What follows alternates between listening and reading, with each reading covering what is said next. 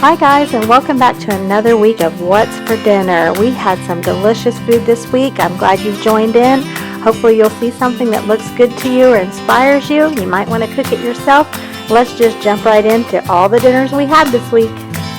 Alright, here's a look at what we're having for dinner tonight. Having ribeye steaks. This is our first time we've grilled in 2019. Happy that it's warm enough to do that. We have some sauteed shrimp, basically just in garlic and butter. And this is our seafood for the week.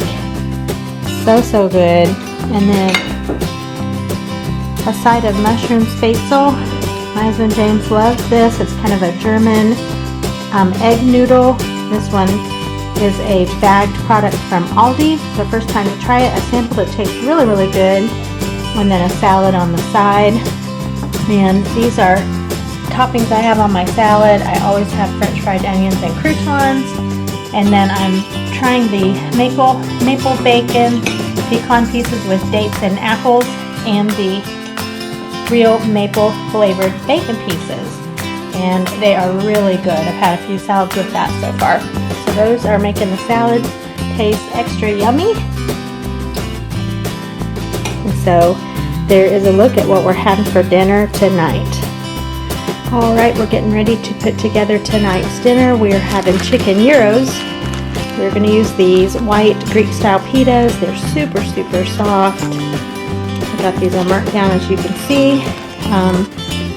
This meal is inspired from the fact that I need to use this tzatziki sauce. I've got about half of it left, and I don't want it to go bad. This is so delicious. I've chopped up my onions and tomatoes. So we'll have the pita, we'll put on the sauce, we can top it with the onions and tomatoes and some shredded cheese if James or I prefer. And then I'm going to show you the meat here. This is the chicken, and I just kind of cut it up into smaller pieces. I seasoned it with all of our favorites: garlic salt, a garlic seasoning by Zatarain's. I used pepper. What else did I use? I think maybe some onion powder. Seems like I put some more stuff in there, but just the things that we love that are good on chicken. I put some cooking spray in my pan, and then once this was just about finished, I chopped up the cilantro that I have left in the refrigerator and added that to it. And so it looks so delicious. Oh, I marinated the chicken breast in Italian dressing for basically all day since this morning. So I'm going to add this into the pitas for chicken gyros tonight. I'll show you when it's all put together. Alright, this is James' plate. It looks so nice. He's got two of the chicken gyros with the shredded cheese, the tzatziki, the red onions, and the tomatoes, and some french fries on the side. And then here's mine. Mine doesn't look as pretty as his, but yum. This is going to be so good. It's going to be like, you know, a great big sandwich here. And then some fries and ketchup. So that's chicken gyros for dinner tonight.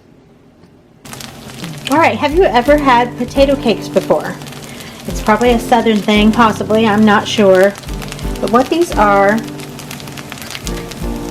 mashed potatoes transformed into these little bitty potato cakes. Yum. So what you do, you use leftover mashed potatoes, so cold is best. And say, I'm going to give you an estimation here, probably for 2 cups of leftover mashed potatoes, you would probably use 2 heaping tablespoons of flour, or maybe a 1/4 cup flour, something like that. It's really no exact, at least for me it isn't. I just don't measure, I just toss it in. Basically, you're going to add your flour to your cold mashed potatoes and just stir it, and you will notice that they thicken with the flour in there. So that's what that does. It kind of binds it, holds it together. And so it may seem like the opposite thing to do, but once you do that and you get them kind of all incorporated, then I add just a little bit of water, maybe a tablespoon to 2 tablespoons of water, and just stir it until when you have it in your spoon and you get ready to turn your spoon over, they don't just fall right out. They kind of hold on to your spoon. So that is how you know you kind of got a good thick potato. And get your skillet hot. I'm using nonstick cooking spray. You just put in about, a heaping tablespoon. The key is not to turn it over before it's time. Let it sit there until you get a really nice, good golden crust. Once you have, you can tell if it's been in there a little while, just kind of lift it up. If the crust looks golden, flip it over, and then let it sit there again, and then just do it on low heat after that.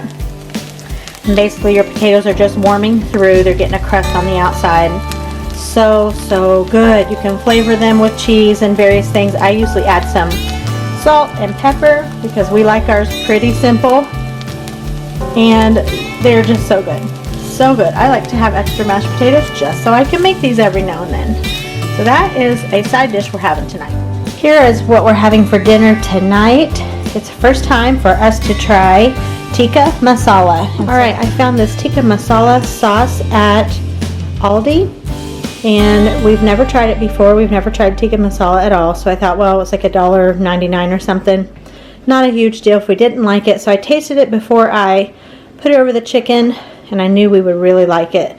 So basically I just sauteed some chicken and some red peppers, and when that was all finished, cooked through, I added the sauce and let it simmer. So this is my plate. I have some mini naan, just a tiny bit of this rice from Trader Joe's, lots of green beans, and one potato cake. This is James' plate. He has more rice. I'm not super big fan of this rice, but he really loves it. Potato cakes, the chicken, and some naan. So that is what we're having for dinner tonight. Alright, if you're looking for a way to use some leftover turkey, this recipe is great for that. Along with some staple items you have on your pantry shelves, you can put together this delicious turkey pot pie. I'm using a deep dish here that I've sprayed with some cooking spray. I'm going to chop up my turkey. I'm going to add in my cream soups along with my mixed vegetables, and I'll show you in the description box below the exact recipe.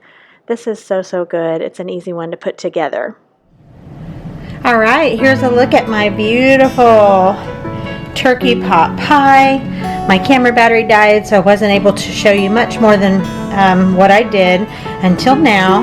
So you saw me have my cream soups out, some seasonings, my turkey, and my mixed vegetables. So basically I just chopped my turkey, mixed it with 2 cans of cream of chicken, 1 can of cream of celery, about 1.5 cups of chicken broth. I use my dry chicken base mixed with water to make my own broth.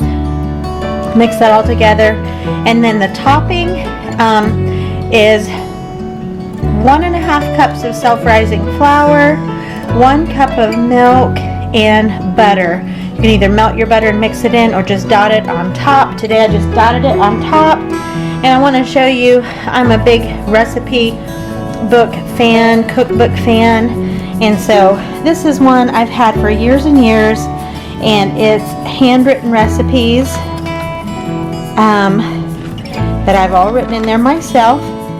And this one is Mom's Turkey Pot Pie.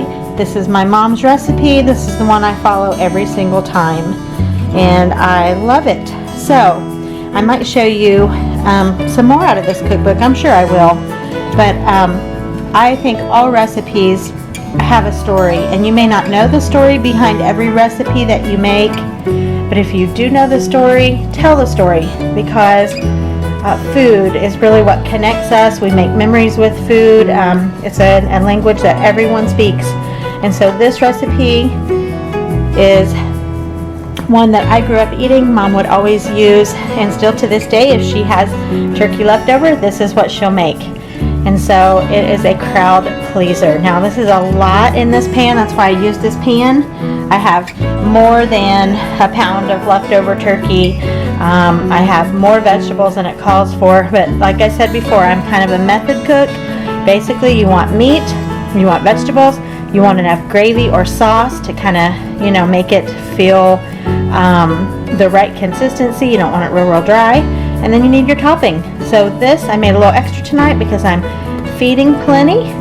And so it's going to be so good. I'll show you when we get it out of the oven.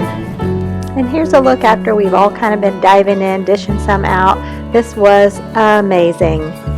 Hi everybody, welcome back to What's for Dinner. Tonight we are having ahi tuna. First time for me to prepare this at home. James picked this up at Trader Joe's, as you can see.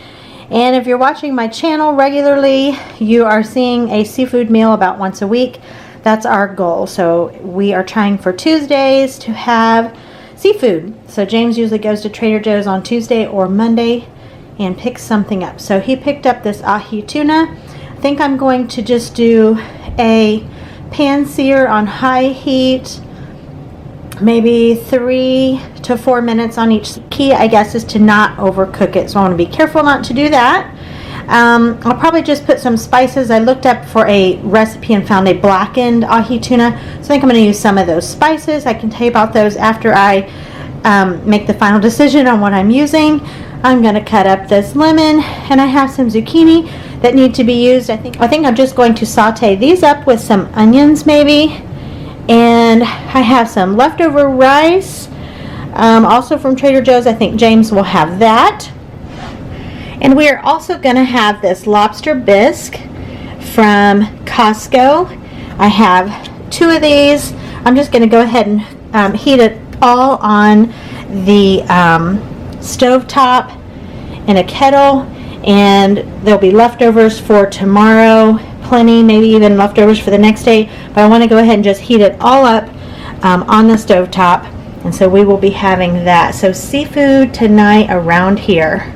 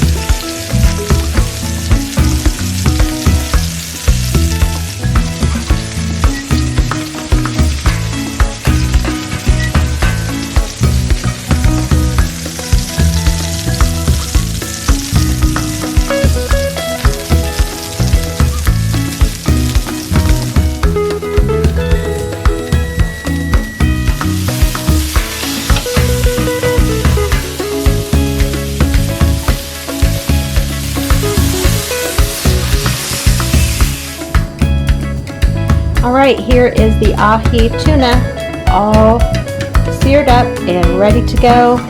We have the sauteed zucchini and onions. A couple of them got a little darker than I meant for them to. And then this is James' plate, and he has some of the rice from Trader Joe's.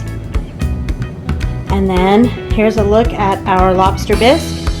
And I already sampled this, and it is amazing. Definitely will purchase that again. So here's our seafood meal for tonight. And that concludes another week of What's for Dinner. Thanks for watching.